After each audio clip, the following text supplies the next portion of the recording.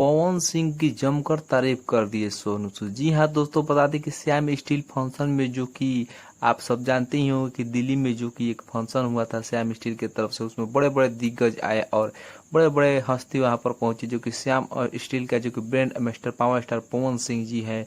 तो उन्होंने जो कि वहां पर एक जो कि इंडिया का जो कि ट्रेंडिंग इंसान जो कि सोनू सूद जी है, वहीं पर उनका मुलाकात हुआ। उसी मुलाकात में पावर स्टार पवन सिंह की गायकी के जमकर तारीफ कर दिए सोनू सूद। दोस्तों बता दें कि उन्होंने बताया कि आपका लॉलीपॉप सॉन्ग जो कि हर जगह बजता है, जो कि साउथ इंडस्ट्री से लेकर बॉलीवुड तक, बॉलीवुड के सारे दिग्गज इस पर डांस करते हैं, और जो कि ये सॉन्ग जो कि बाहर भी बजता है, अदर कंट्री में भी। आपसे मिलकर खुशी हुई। इस पर पवन भैया ने मुस्कुरा कर जवाब दे दिया कि नहीं, मैं आपसे मिलकर खुश हुआ क्योंकि आप पूरा इंडिया में जो कि मदद करते हैं, हर इंसान का मदद करते हैं। तो दोस्तों ये आप सबको ये खबर कैसी लगी? पावर स्टार पवन फैन के लिए खुशी की बात है कि सोनू सूद पावर स्टार पवन भैया का जो कि तारीफ किए।